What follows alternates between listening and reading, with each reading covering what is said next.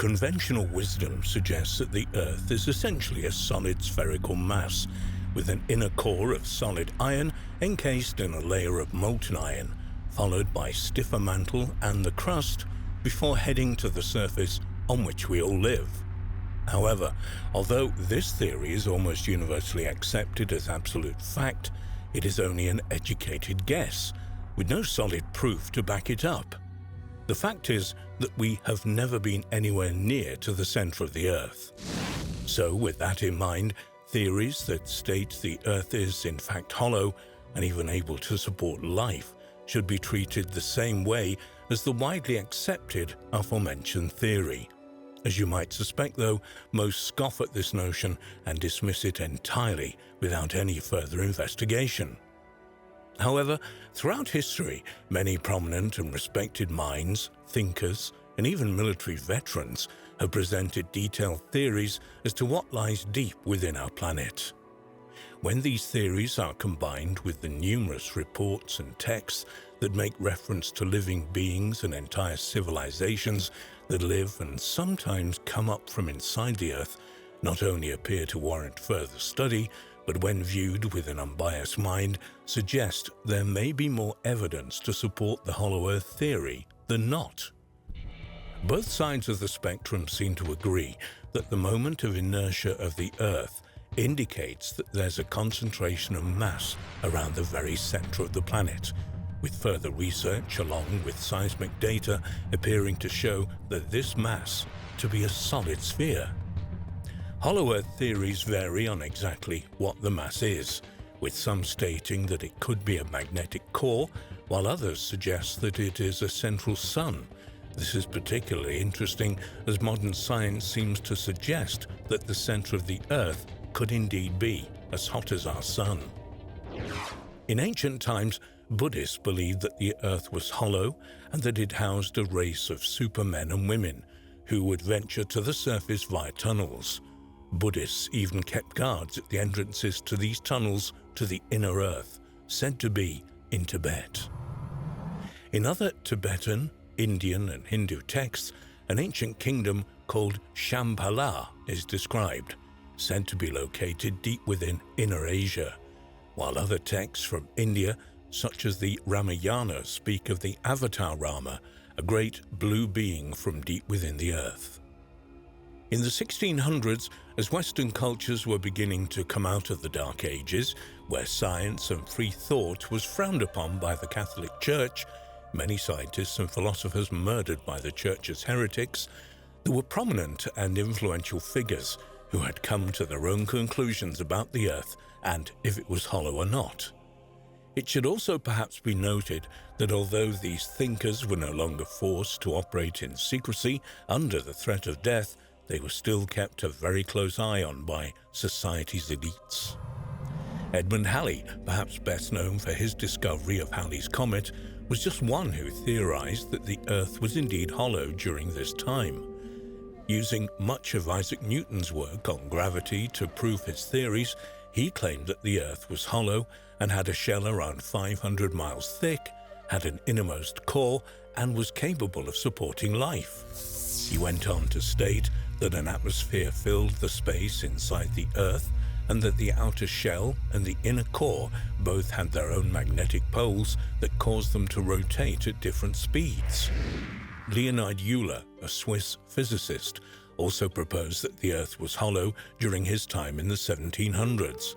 Like Halley, he claimed that the Earth had a very thick outer shell, but at its core was a central sun. The sun, he claimed, provided heat and light for the inhabitants of the inner Earth. Interestingly, Euler went on to claim that the inner Earth could be accessed through huge entrances both at the North and South poles. It's claimed by some people today that such applications as Google Earth have purposely attempted to hide these entrances, although there are some photographs that appear to show the opening that Euler claimed. As recently as the 1940s, there have been claims of an inhabited inner world, perhaps none more high-profile than those made by Admiral Richard Byrd following Operation Highjump in 1947. Operation Highjump was a multinational effort led by the United States to establish a base at the North Pole. On the 19th of February 1947, Admiral Boyd led a squadron of planes over the North Pole.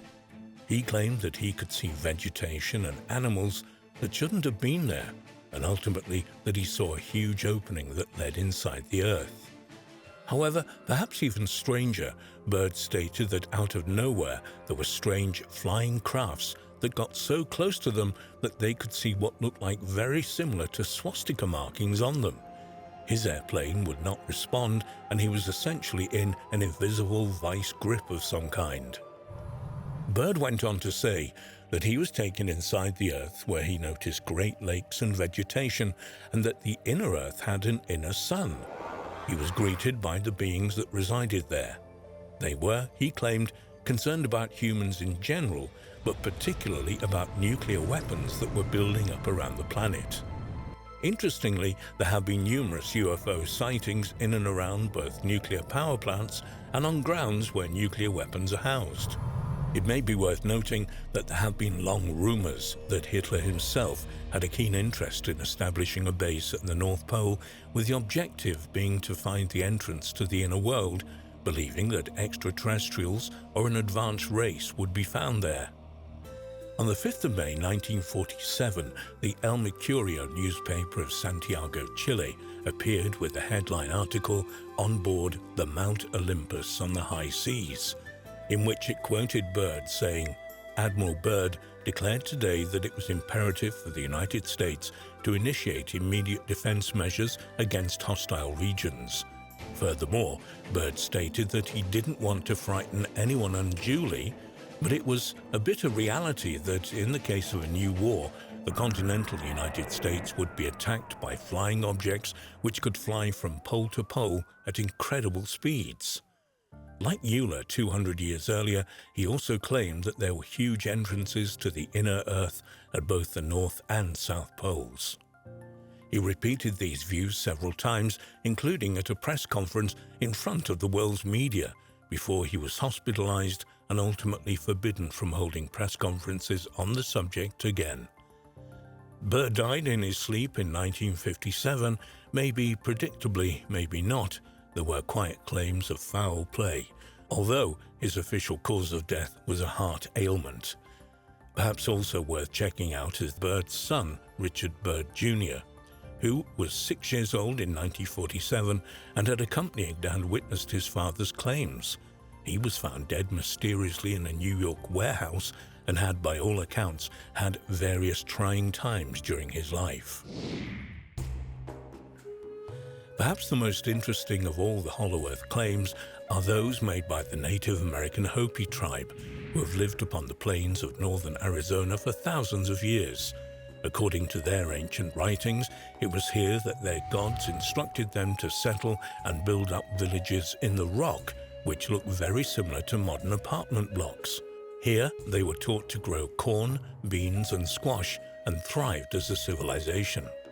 Key to the Hopi's existence was the Ant People, who had guided their tribe safely during two cataclysmic events. In the First World, which was destroyed by fire, and the Second World, which was destroyed by ice, the tribe had each time been guided by a strange cloud during the day and a moving star during the night until they came to the god-named Satu Knang, who in turn led the Hopi to the Ant People. The Ant People had lived on Earth since the first time and now housed themselves deep within the planet. They offered the Hopis safety until it was safe to return to the surface of the Earth, and also taught them skills such as food storage, rationing, and how to sprout beans inside the cavern under the ground.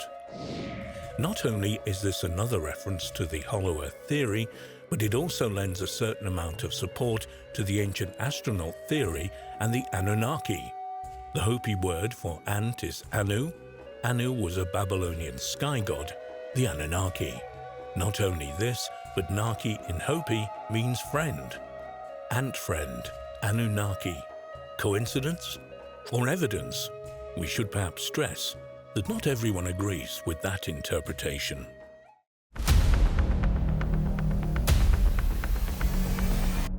Is the Earth spherical? Well, no, it's geoid, really, which means Earth form. Because it's not a sphere, and because it's somewhat flattened at the poles, we also have oceans, mountains, plains, and other geographical features that give it a unique shape, which is called a geoid. But it turns out that there is certain data and some stories that give us the idea of a hollow Earth. That is, a land that is like a ball that has air in the middle, that is, a shell of hundreds of kilometers thick but hollow in the center. Here we will tell one of the most amazing stories about the hollow Earth. The hollow Earth was a concept proposing that the planet Earth is entirely hollow or contains a substantial interior space, notably suggested by Edmund Halley in the late 17th century. However, the notion was first disproven in 1740 and again in 1774 by Charles Hutton. But was these conclusions accurate? There are still many who believe the Earth has a vast cavern system below our very feet. On the surface, the Mammoth National Park in central Kentucky encompasses around 80 square miles, but underneath lies a twisted labyrinth of limestone caves, creating a network that earns the title the longest cave system in the world. Richard E. Byrd, pilot of the US Navy, flew over the poles, both the Arctic and the Antarctic. With a small Fokker monoplane, he flew over the Arctic, passing through Greenland, Kings Bay, now Ny-Ålesund, and Spitsbergen, Svalbard, reaching the North Pole. As for the South Pole, in 1928 he set up a camp based on the northern tip of Roosevelt Island in the Ross Sea, with laboratories, workshops, warehouses, a radio station, and a hospital. This base was the Byrd Camp and his crew of 42 people for 14 months. Roosevelt Island is in the northeastern part of the Ross Ice Shelf. The ice-covered island off the coast of Antarctica is around about 90 miles long and 35 miles wide, and was discovered in 1934 by Admiral Byrd himself. It was, in fact, a perfect location for all base camps. At last, on November the 29th, 1929, he flew over the South Pole. This expedition and 3 others in 1934, 1939 and 1955 made Byrd a well-known explorer of Antarctica. But here we're going to focus on something that Byrd never spoke about in public, about what happened to him on one of his trips to the poles, but we know from third parties that he found the entrance to the interior of the Earth. The entrance to the centre of the Earth sounds almost like a bad 1950s sci-fi movie. But is there in fact any truth to this? Ariana and Agartha are the legendary kingdoms that is said to be located in the Earth's core. Though many remain sceptical, and rightly so, could Admiral Byrd's diary logs provide a tantalising truth, so amazing it's difficult to believe. Here we have access to his flight log about what happened on February the 19th, 1947. This would be an unofficial expedition, that's why it wasn't previously named. From his blog, we can read the following. I am not at liberty to disclose the following documentation in this writing. It may never see the light of public scrutiny, but I must do my duty and record here so that everyone can read it someday. We're going to avoid log entries that talk about routine issues, and we'll go directly to the substance. So registration begins at 0600 hours, 6 in the morning. 0900 hours, vast ice and snow below, yellowish coloration of nature is observed and dispersed in a linear pattern. Altering the course to better examine this color pattern below, reddish or purple is also observed. Circulating this area in 2 full turns, returning to the direction assigned by the compass, checking position again with the base camp, and transmitting information about colorations in the ice and the snow below. 0910 hours, both magnetic and gyro compasses beginning to gyrate and wobble. We're unable to hold our heading by instrumentation. Take bearing with sun compass, yet all seems well. The controls are seemingly slow to respond and have sluggish quality, but there's no indication of icing. 0915 hours. In the distance is what appears to be mountains. It's no illusion. There are mountains consisting of a small range that I've never seen before. 0955 hours. Altitude change to 2,950 feet. encountering strong turbulence again. 1000 hours. We are crossing over a small mountain range and still proceeding northwards as best as can be ascertained. Beyond the mountain range is what appears to be a valley with a small river or stream running through the center portion. There should be no green valley below. Something is definitely wrong and abnormal here. We should be over ice and snow. To the port side are great forests growing on the mountain slopes. Our navigation instruments are still spinning. The gyroscope is oscillating back and forth. 10:05 hours. I alter altitude to 1400 feet and execute a sharp left turn to better examine the valley below. It is green with either moss or a type of tight-knit grass. The light here seems different. I cannot see the sun anymore. We make another left turn and we spot what seems to be a large animal of some kind below us. It appears to be an elephant. No, it looks more like a mammoth. This is incredible, yet there it is. Decrease altitude to 1000 feet and take binoculars to better examine the animal. It is confirmed. It is definitely a mammoth-like animal. It's not the first time people have reported strange animals. Occasionally, reports do come in of people sighting dinosaurs and other extinct animals. Unusually, it's locations where humans are pretty scarce. If we take for an example the woolly mammoth, well, they were once thought to be legendary creatures. They weren't even identified as extinct species until around about 1790s, I believe. Could it be that Admiral Byrd witnessed some sort of aberration or experienced something more profound, like a portal or doorway to another reality? Report this to base camp. 10:30 hours. Encountering more rolling green hills now. The external temperature indicator reads 74 degrees Fahrenheit. Continuing on our heading now. Navigation instruments seem normal now. I'm puzzled over their actions. Attempt to contact base camp. Radio is not functioning. 11:30 hours. Countryside below is more level and normal, if I may use that word. Ahead we spot what seems to be a city. This is impossible. Aircraft seem light and oddly buoyant. The controls refuse to respond. My God, off our port and starboard wings are a strange type of aircraft. They're closing rapidly alongside. They're disc-shaped and have a radiant quality to them. They're close enough now to see the markings on them. It's a type of swastika. This is fantastic. Where are we? What has happened? I tug at the controls again. They will not respond. We're caught in an invisible vice grip of some type. 11:35 hours. Our radio crackles and a voice comes through in English with what perhaps is a slight Nordic or Germanic accent. The message is, "Welcome, Admiral, to our domain. We shall land you in exactly 7 minutes. Relax, Admiral, you are in good hands." I note the engines of our planes have stopped running, but the aircraft is under some strange control and is now turning itself. The controls are useless. 11:40 hours. Another radio message received. We begin the landing process now, and in moments the plane shudders slightly and begins a descent as though caught in some great unseen elevator. The downward motion is negligible and we touch down only with a slight jolt. 11:45 hours. I'm making a hasty last entry in the flight log. Several men are approaching on foot towards our aircraft. They are tall with blonde hair.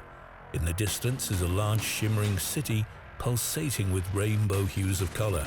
I do not know what is going to happen now, but I see no signs of weapons on those approaching. I hear now a voice ordering by name to open the cargo door. I comply. End of log. Some of these caverns can be huge. Of course, we don't believe we've probably discovered all these caverns which might be on planet Earth. We do know that vast systems like this do probably exist throughout the solar system. There's even rumours that there are vast cavern systems or some type of hollow area on our moon. So not only do we discuss the topics of hollow Earth here, we're also discussing the topics of the hollow moon. Yes, it's feasible. Things could exist like that. And yes, there is probably room for a civilization to actually live under the ground. After all, ancient civilizations around planet Earth have lived under the ground in periods of time in our past, and they are visible by cave systems that go deep into the planet and must have taken hundreds of years to construct. It's amazing what people can actually do. But is there civilization hidden away in Antarctica? That's the biggest question that we face here, and I don't really know for sure if that could exist or not. If so, then it's something that has really been well kept secret. Maybe that we'll learn more as years pass. Or excavations and exploratory science missions go across Antarctica and we do get that information. One thing is for sure, there are many people that are coming forward today utilising Google Earth as a piece of software to identify locations of interest across Antarctica. And it is a subject which is very well much in the limelight at the moment, especially regarding whistleblowers which are coming forward and saying that they were part of a military operation and involved with locating underground facilities throughout Antarctica that clearly are not our own. If that is the case, then we have to really start thinking, could there be some truth to these incidents? And was Admiral Byrd's diary logs actually real events which unfolded, which he made logs of? It's very difficult to know. But one thing is for sure, there's a huge amount of secrecy surrounding Admiral Byrd's diary logs. Where are they? And what was really written in them? It's really difficult to work out what's true and what's not here, but one thing is for sure, we have a huge mystery on our hand. Then, the Admiral describes from memory the following events because he could not register in his log moment by moment, as he did up to this point. What follows is his conversation with whoever captured him. Byrd and Howie, his radio operator, get off their plane, escorted by their hosts on a kind of flying platform, without wheels, and take them to a large room in a building that, according to his words, he'd never seen before in his life. In this room, they're invited to have a drink, a delicious drink, but not recognized by neither. Suddenly, a door opens silently and Byrd is invited to go and talk with the Great Master. On this door, he could see some inscriptions that he couldn't read. This Great Master is an old man, but with delicate features, and he asked the Admiral not to be afraid that he needed to talk to him. The Master told Byrd that he had been allowed access for being a good-hearted man and well known in the surface world. This surprised the Admiral, and the teacher continued speaking. "You are in the domain of the Ariani, the inner world of Earth. We shall not long delay your mission, and you will be safely escorted back to the surface and for a distance beyond. But now, Admiral, I shall tell you why you have been summoned here. Our interest rightly begins just after your race exploded the first atomic bombs over Hiroshima and Nagasaki, Japan. It was at that alarming time we sent our flying machines, the Flugelrads, to your surface world to investigate what your race had done. That is, of course, past history now, my dear Admiral, but I must continue on. Our emissaries have already delivered messages to the powers of your world, and yet they do not heed. Now you have been chosen to be witness here that our world does exist. You see, our culture and science is many thousands of years beyond your race, Admiral. Your race has now reached the point of no return, for there are those amongst you who would destroy your very world rather than relinquish their power as they know it." Antarctica has been a mysterious place for a long time, with people claiming that they've seen all sorts of strange things from there. There was, in the 1970s and to the 1980s, people who reported seeing a very large black hole over Antarctica. There was, in fact, one satellite photograph that circulated the internet. However, it turned out that it was actually part of the actual photographic process and the arm of the photographic telescope which caused this round hole to appear in the middle of the Antarctic. That was pretty much realised very quickly. However, it didn't stop people coming forward with conspiracy theories that there was a massive cover-up. There was a huge hole in the Antarctica where objects, flying discs and things would enter in and come out of. And of course, the governments of the world were keeping that very hush-hush. Truth of the matter is, there are some strange, unusual holes in Antarctica, caverns, systems, caves. Could they be a place which are entrances to another world? Who really knows? It seems that Antarctica is well off the map for being a location where you can visit. It seems very difficult to find out any information about Antarctica these days, even though in the 21st century we all have access to computer and software systems which might be able to utilise satellites to find locations. There are still areas completely blacked out. We have to question, why is that? In 1945 and afterwards, we tried to contact your race, but our efforts were met with hostility. Our Flugelrads were fired upon. Yes, even pursued with malice and animosity by your fighter planes.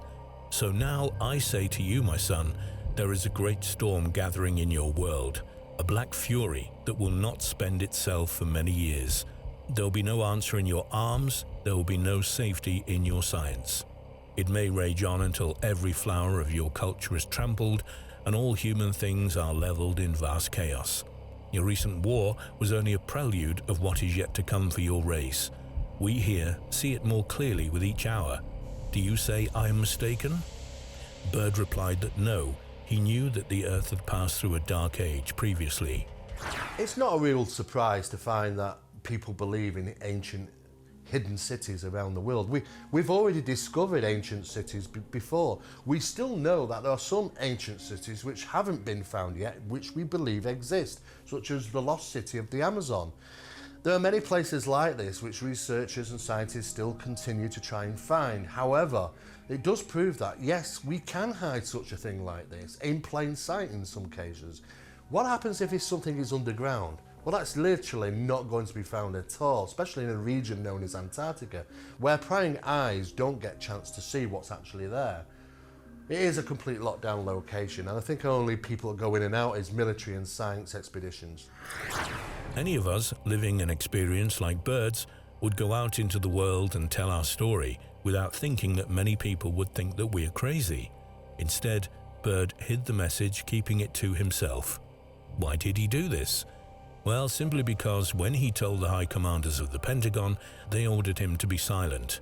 Even the President of the United States, Harry S. Truman, was duly informed too. The Admiral, being a soldier, kept silent, accepting the orders of silence in the name of humanity. What? Was Admiral Richard Byrd a visitor to the Hollow Earth? Did the Ariani, the inhabitants of the Hollow Earth, allow him entry? Does this mean that the inhabitants of the Hollow Earth can open doors or gateways to their domains?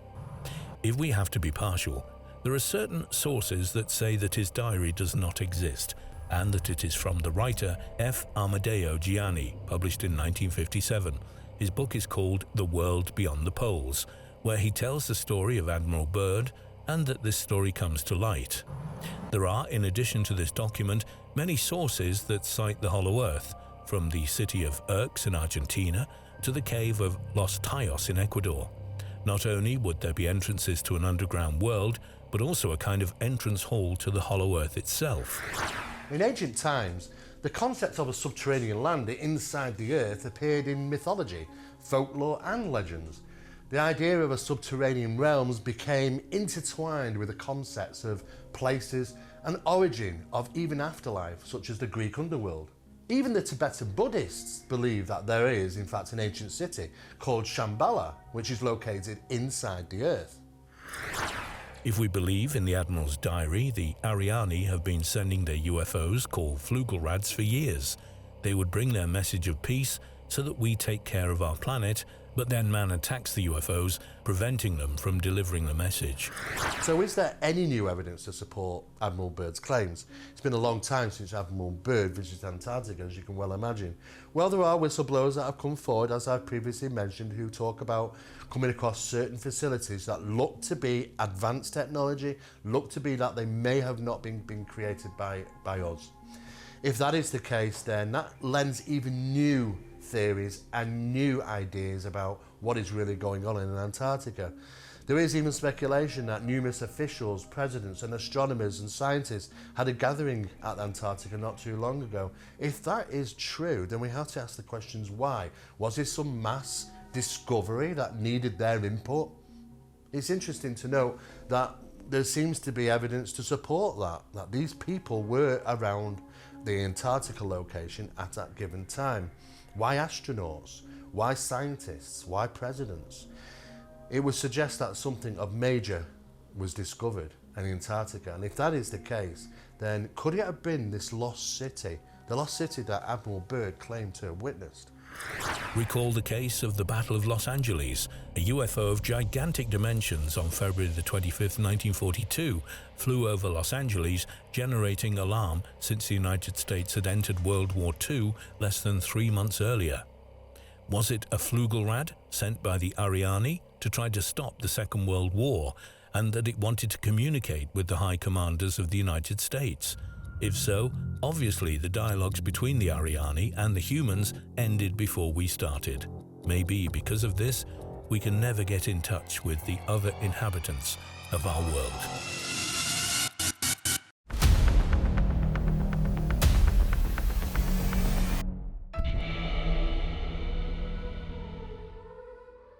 Newly released data from a European satellite has revealed the tectonic underworld below the frozen southernmost continent.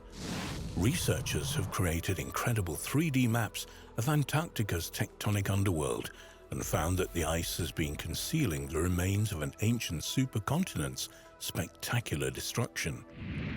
It's well known to scientists that the exact geological makeup of Antarctica's innermost land, located in East Antarctica, is yet to be discovered. What else awaits discovery in this mysterious continent? Antarctica today is divided into 3 distinct regions: East Antarctica, West Antarctica, and the Antarctic Peninsula, with each area containing a different topography beneath. The ice of the Antarctic Peninsula, for example, conceals a spine of mountains projecting northwest from the inside of the continent. East Antarctica, the largest area, includes flat plains as well as mountains. The Gamburtsev mountain range is located here. Its mountains extend for 750 miles, with peaks rising above 11,200 feet, roughly the same height as the European Alps. This range is completely covered by over 2,000 feet of ice.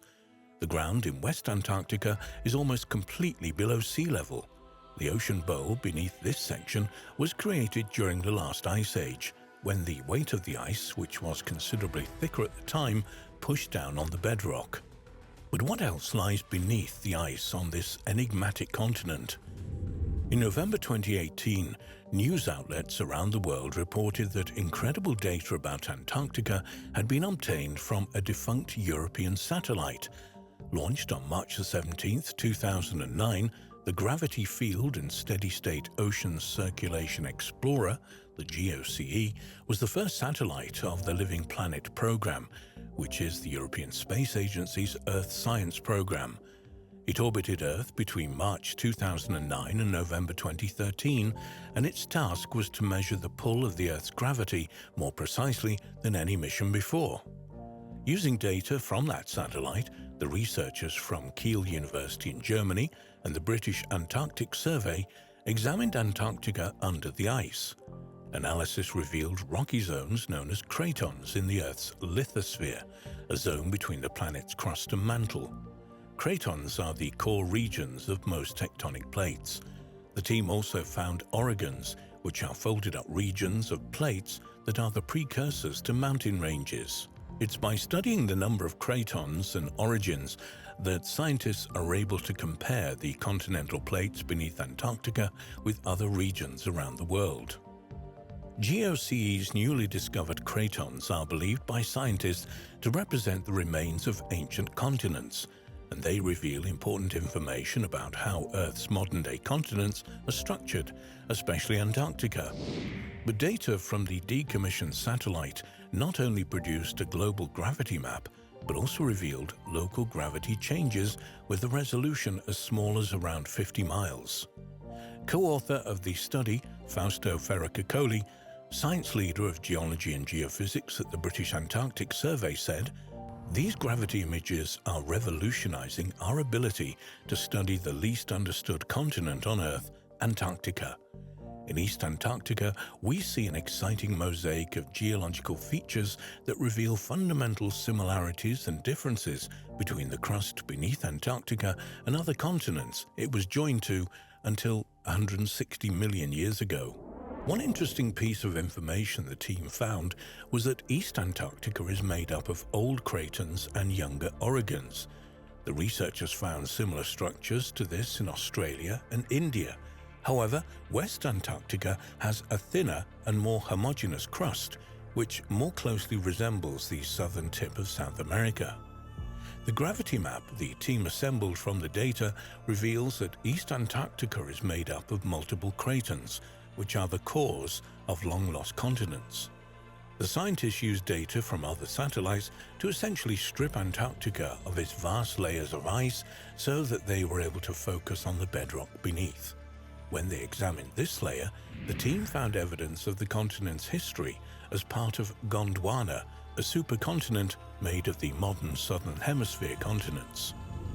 The matching shapes of the coastlines of Western Africa and East and South America were first officially noted by Francis Bacon in 1620, at a time when Africa and the New World first became available to study. But the idea that not all the continents of the Southern Hemisphere were once joined in one great supercontinent was not put forward in detail until hundreds of years later. In 1912, by German meteorologist and pioneer of polar research Alfred Wegener. He's remembered today as the originator of continental drift theory, which he put forward in 1912, suggesting that the continents are slowly drifting around the Earth. But Wegener also convinced that all of the Earth's continents were once part of a single great landmass, which he called Pangaea. Its name is derived from the Greek Pangaea, meaning all the Earth.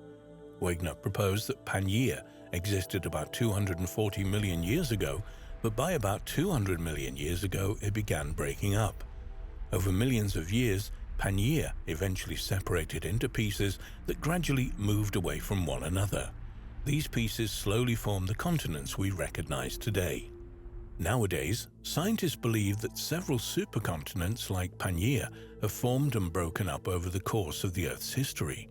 These include Pannotia, which formed about 600 million years ago, and Rodinia, a supercontinent that assembled around 1 billion years ago and broke up 750 to 633 million years ago.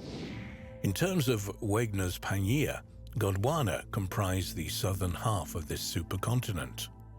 According to plate tectonic evidence, the supercontinent of Gondwana was assembled by continental collisions in the late Precambrian, about 1 billion to 542 million years ago, and broke up around 180 million years ago. It eventually split into the landmass we know as Africa, South America, Australia, Antarctica, the Indian subcontinent, Madagascar, and the Arabian Peninsula. Even though the continent existed many millions of years ago, some paranormal researchers have put forward the idea that Gondwana may have been the original model for the lost continent of Atlantis, with the knowledge of existence somehow being passed down through the ages. Gondwana's formed into its final shape about 500 million years ago.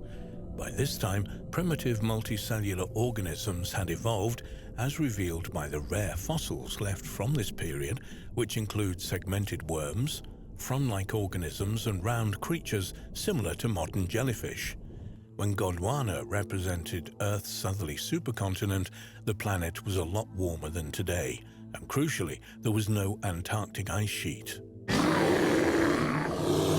It was also a time, the Jurassic period, when dinosaurs still roamed the Earth and huge areas of Gondwana were covered with lush rainforest. The first stage of the breakup of the subcontinent began in the early Jurassic period, about 180 million years ago. This new information contained in this gravity map gives scientists more knowledge about how the Antarctic continent was formed. But perhaps just as importantly, it tells scientists what will happen to it in the future. Antarctica is melting at a fairly rapid rate, and being aware of its underlying structure can tell us how this will happen and perhaps how it will eventually recover. In December 2019, it was revealed that a new map of the mountains, valleys, and canyons concealed beneath Antarctica's ice had revealed the deepest land on Earth, and would help predict future ice loss. The new NASA map, called Bed Machine Antarctica, collects together ice movement measurements, seismic measurements, radar and other data points to assemble what is hoped to be the most detailed picture ever of Antarctica's hidden features. According to NASA's website, Bed Machine is a new Antarctic bed topography product based on ice thickness data from 19 different research institutes dating back to 1967, encompassing nearly 1 million line miles of radar soundings.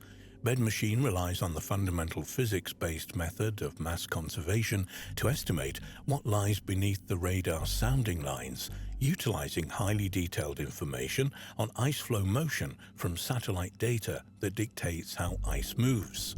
Originally, NASA's bed map was a result of work led by the British Antarctic Survey, where researchers assembled decades' worth of geophysical measurements. In operation from 2013, BedMap 2, like the original BedMap, was a collection of 3 data sets: surface elevation, ice thickness, and bedrock topography. One important discovery made by Bed Machine Antarctica was of previously unknown topographical features, such as the broad ridges that shield the glaciers flowing across the Transantarctic Mountains, which separate East and West Antarctica.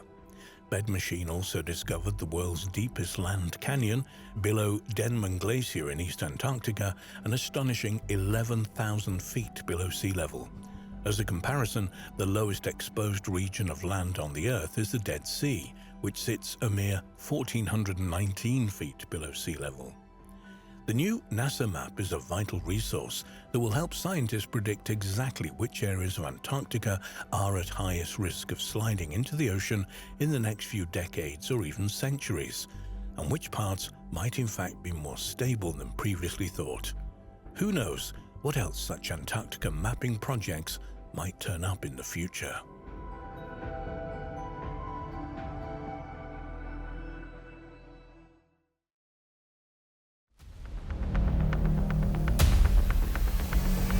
Secret alien or Nazi UFO bases in Antarctica. It's an intriguing idea and popular with many ufologists. Now, whilst admitting that reality is often much stranger than fiction, which is this, reality or fiction? As always, let's take a look at the evidence. The notion that Nazi Germany had a secret UFO base in Antarctica is one of the most famous ideas associated with the end of the Second World War. Specifically, that a number of secret factions of Nazis escaped and set up a secret underground base to aid in the development of their top-secret flying saucer program. Such stories have been circulating for decades, adding uniquely to popular theories about alien visitors that remain a hallmark of modern UFO lore. This idea has had renewed attention during the past few years, thanks to widespread attention given to a 2006 discovery by Ohio State University scientists who found a gravitational anomaly located below Wilkes Land, Antarctica. This has been interpreted by some as being the long sought-after secret Nazi UFO base. However, it has turned out to be simply an impact crater with a typical mass concentration at its center. It should be noted, firstly, that there is some legitimacy to the idea of a Nazi presence in Antarctica during the years leading up to World War II. In fact, the icy continent's strategic importance prompted an expedition by Germany between 1938 and 1939. This remains a significant contributing factor in the beliefs that the Nazis may have tried to establish a permanent stronghold at the South Pole. It is also well known that a variety of advanced aircraft had been designed by the Germans towards the end of the war, including suggestions that some of these resembled flying saucers. Though in fairness, no verifiable reports have been found that would indicate the veracity of the claims about Nazi flying saucers. In large part, the crux of the entire Nazi UFO affair has long remained centered around a device known as Die Glocke, or the bell. This was a conjectured Nazi weapons project, rumoured to have been anything from some kind of experimental anti-gravity device to a special anti-aircraft weapon. Unfortunately, there's a lack of good source material about Die Glocke that can help support the case that such a device ever existed. So what, apart from the expeditions carried out by Germany during the 1930s, might serve as the genesis of these legends about a Nazi UFO base in the southernmost polar regions? This notion actually has less to do with anything the Nazis did, and instead appears to stem from a series of seemingly cryptic comments made by Rear Admiral Richard E. Byrd during an interview with International News Service correspondent Lee Van Atta. It's important to interject at this point that Byrd was a highly respected American adventurer and hero, known for his pragmatic and down-to-earth views and his proven extreme courage in the face of adversity. The interview, which took place on board the USS Mount Olympus in 1947, appeared in the Wednesday, March the 5th, 1947 edition of a Chilean newspaper, El Mercurio. Admiral Byrd declared that it was imperative for the United States to initiate immediate defense measures against hostile regions, potentially using Antarctica as their base. He further stated that he didn't want to frighten anyone unduly, but that it was a bitter reality that in the case of a new conflict, the United States could be attacked by, quote, flying objects which could fly from pole to pole at incredible speeds. As one can see, such wording easily lends itself to the idea of a connection between the Nazi UFO myth and something going on at the South Pole. What kind of perceived threat prompted Byrd to make such claims during the interview? Had some kind of danger actually existed in the southernmost extremities of Antarctica just after World War II? And if so, what was the nature of this threat? And could it have been associated with the technological carryovers from Nazi Germany, as some UFO researchers have already speculated over the years? Byrd had been tasked with leading the ill-fated Operation Highjump, which occurred between late 1946 and early 1947 and involved an extremely heavy military presence. Hence, some in UFO circles have gone so far as to suggest that Byrd's Operation Highjump represented a secret battle between US forces and a group of Antarctic residents with advanced Nazi UFO technologies. After all, what else might have sent Byrd and his scores of ships and aircraft packing so quickly, terminated 6 months earlier than expected after embarking upon this extensive and extremely well-funded military expedition? The theory about Nazi UFOs would also seem to explain Byrd's cryptic warning. However, on the contrary, it seems that what Byrd was actually discussing was the threat of an enemy nation getting to Antarctica and establishing military bases there before America. In fact, although details about it remained undisclosed for many years, the establishment of strategic bases had been precisely what the American presence during Operation Highjump had aimed to do. And, as regards the brevity of the expedition, rather than bumping into secret Nazi bases and their armaments, Byrd and his company encountered a relentless and unconquerable enemy, Mother Nature. The brutal conditions during that winter had been creating huge problems. In one dramatic instance in January 1947, a sudden downwind managed to sweep a helicopter mid-takeoff directly into the ocean, leaving a narrow window of opportunity for the pilot to escape the icy waters and be rescued. There were plenty of other situations, however, where the servicemen involved weren't as lucky. Complications resulting from extreme weather conditions led to the loss of several lives during the short period that Operation Highjump was underway. Operation Highjump was terminated the following February, solely because of the worsening weather. Returning again to Byrd's cryptic statements given to El Mercurio, there was no need for enemy aircraft, standard or exotic, to be present at the time of Operation Highjump to validate Byrd's commentary. Because by the end of World War II, experimental jet engines were already in development, and within a few short years, planes that incorporated such technology would eventually revolutionize both military and commercial aircraft. Admiral Byrd would certainly have known about this, and spoke of the expectation that any military with a permanent presence in the South Pole might be able to use this strategic location to launch these aircraft that could reach any place on Earth within just a few short hours. No wonder he was concerned. There is another factor worthy of consideration here. Had Byrd's statements about lightning-fast flying objects been somewhat exaggerated too? Antarctic explorer Paul Sipple noted of the famous El Mercurio interview that the reporters aboard the USS Mount Olympus had somewhat overblown claims from Byrd's earlier expeditions in the region relating to the so-called Bunger's Oasis, a lake found to have uniquely warm temperatures, about 30 degrees centigrade or 90 degrees Fahrenheit, containing a variety of algae.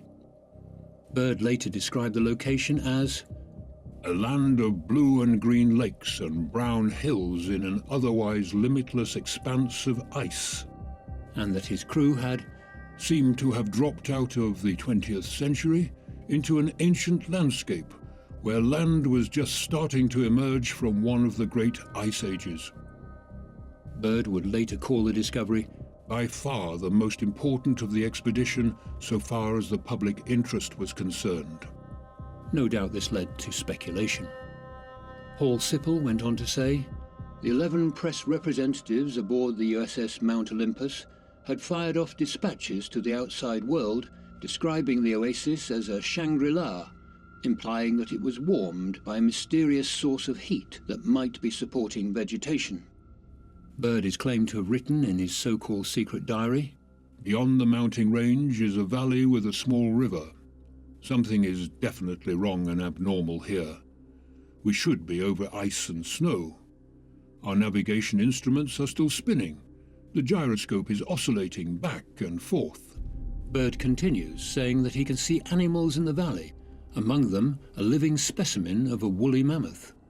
This no doubt helped fuel other claims associated with Byrd's expeditions, namely that they had discovered a habitable region at the South Pole, wherein a cavernous entry point into the Earth had led them to meet residents who existed below ground, the so-called hollow Earth dwellers, and took him to meet the Master, who said to Byrd, "We shall not long delay your mission, and you will be safely escorted back to the surface.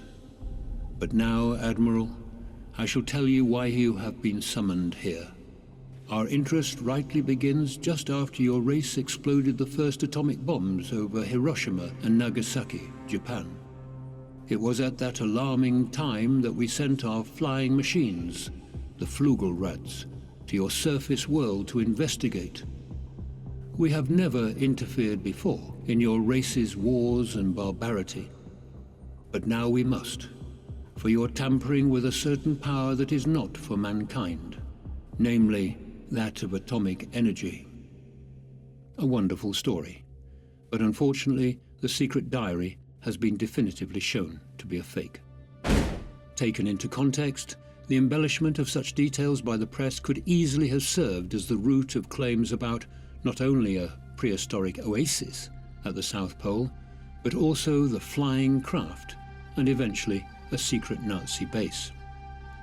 Again, it seems likely that Byrd had been making a general statement about the potential uses of enemy aircraft during the coming decades, in the sense that a hostile nation, should they ever establish a base at one of the poles, might use the area as a centralized point for launching attacks against the US mainland. Indeed, Byrd had previously suggested that the US might wish to establish such a base at the North Pole. Hence it seems clear that he viewed the polar extremities as militaristically advantageous locations.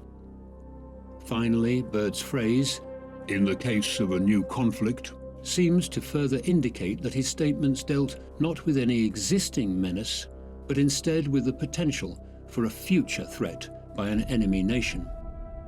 With World War II still fresh in people's minds, many at the time shared concerns such as these.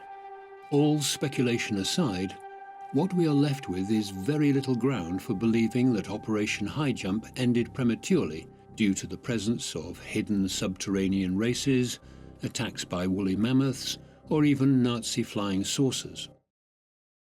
Few would argue, however, that the various grains of truth pertaining to Byrd's historic operations have seeded themselves in the fertile grounds of myth and speculation, taking on a new and fascinating life of their own throughout the past several decades. One of the most significant researchers in this area is Micah Hanks, the author of Magic, Mysticism and the Molecule. In his book, he presents his investigative analysis of ancient magical practices, mystical states, and out-of-body encounters through altered states of consciousness.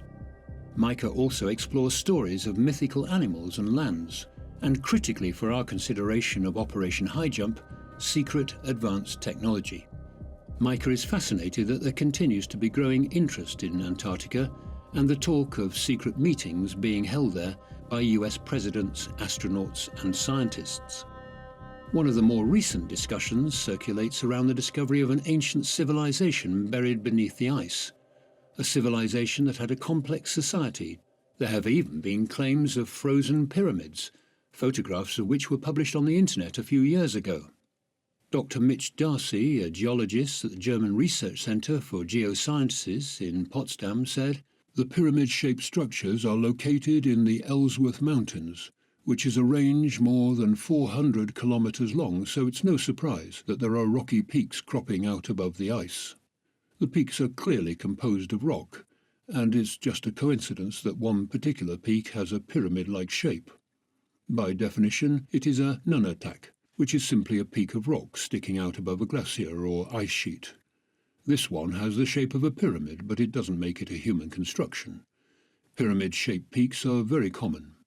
The Matterhorn in the Alps and Mount Búlandstindur in Iceland are notable examples. Though there are many hard facts here, they do not deter the hardline theorists.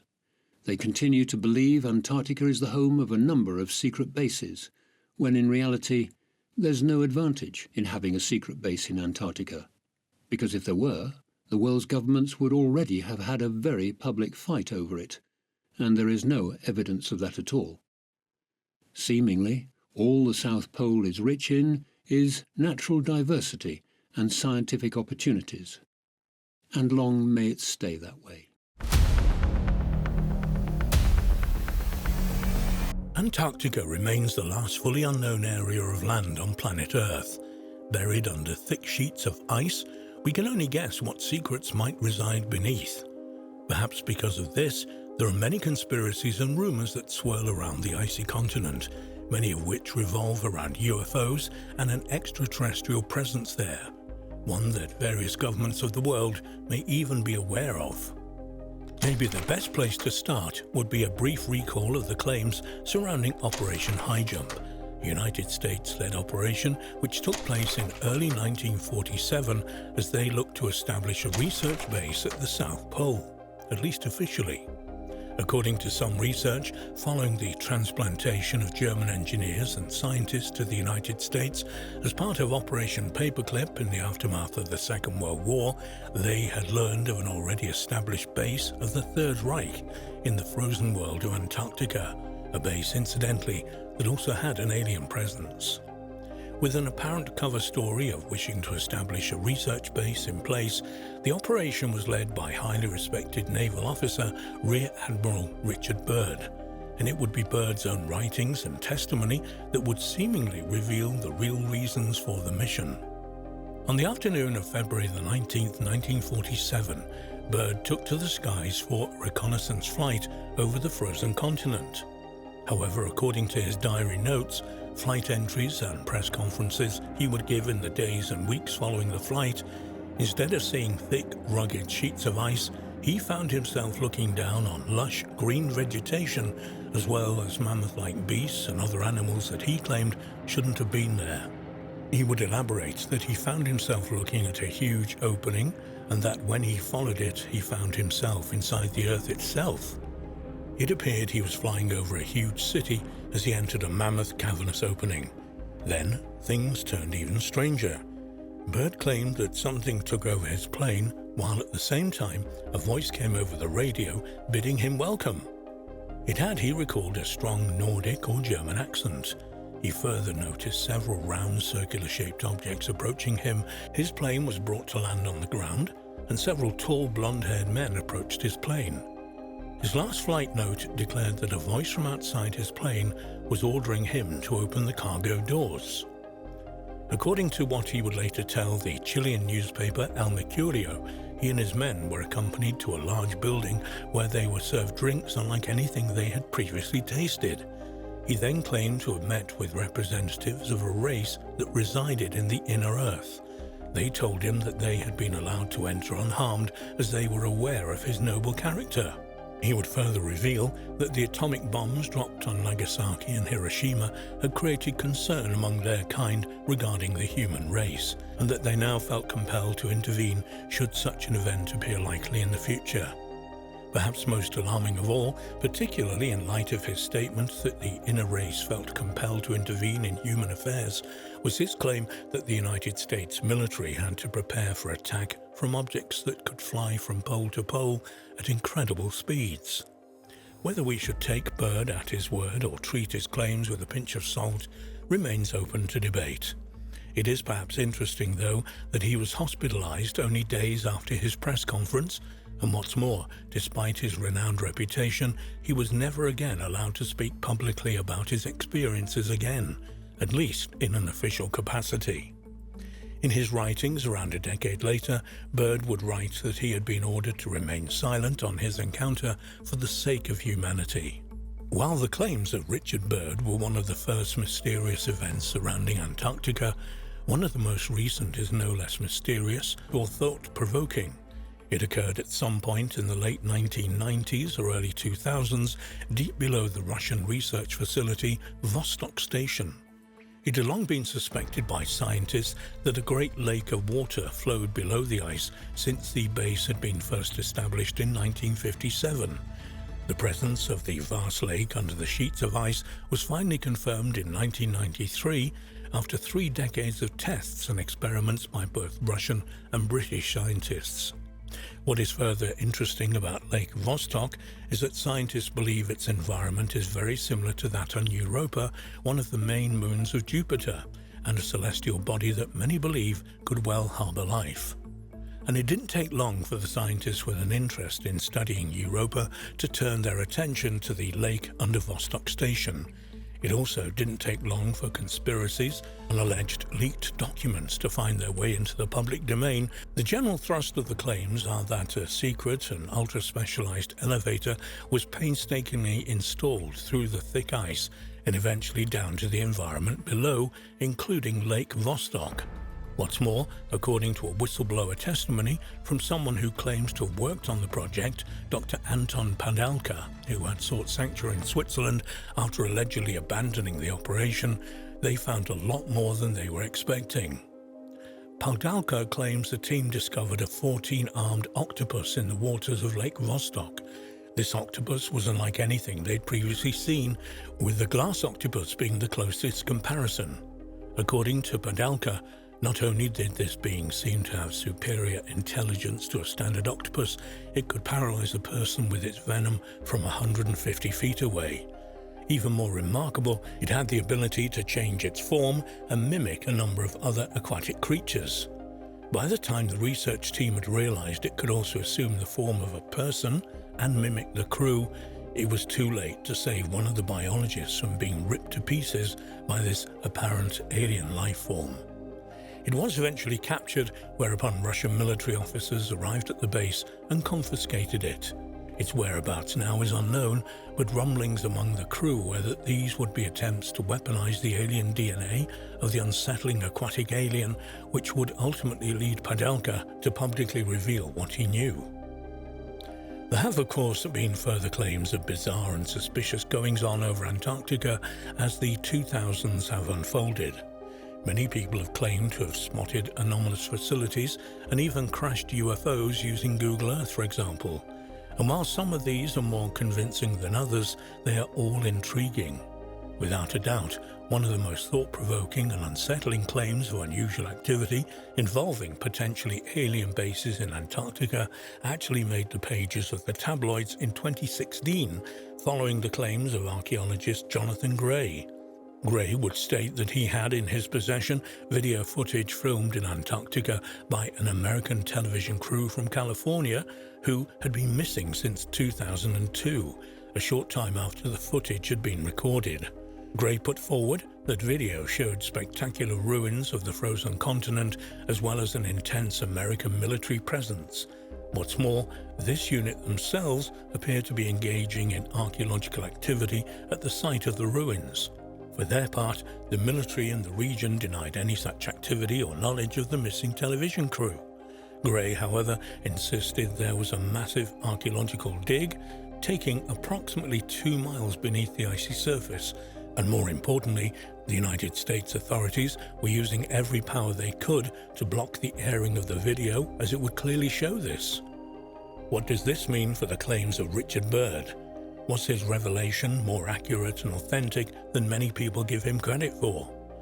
And has the human presence in Antarctica since the end of the Second World War not been one of purely scientific research, but one of using research as a shield to protect the few praying eyes that are in this part of the world from witnessing discoveries and revelations that would not only change human history, but possibly alter our own collective future?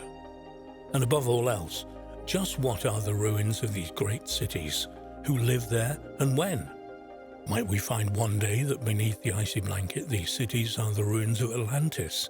Might the disaster that overtook the legendary civilization have been part of a pole shift that sent the continent suddenly hurtling across the Atlantic to the southern regions? Might the presence of this advanced alien civilization, Atlantean or not, explain the alleged pyramid of the enigmatic continent that resides near the United Kingdom-owned Princess Elizabeth Station? All of this is speculation. Of that there is no doubt, but speculation that is surely warranted for such a mysterious, protected, and off-limits to most location, and speculation that will continue for the foreseeable future or until the secrets of the seventh continent are revealed to all.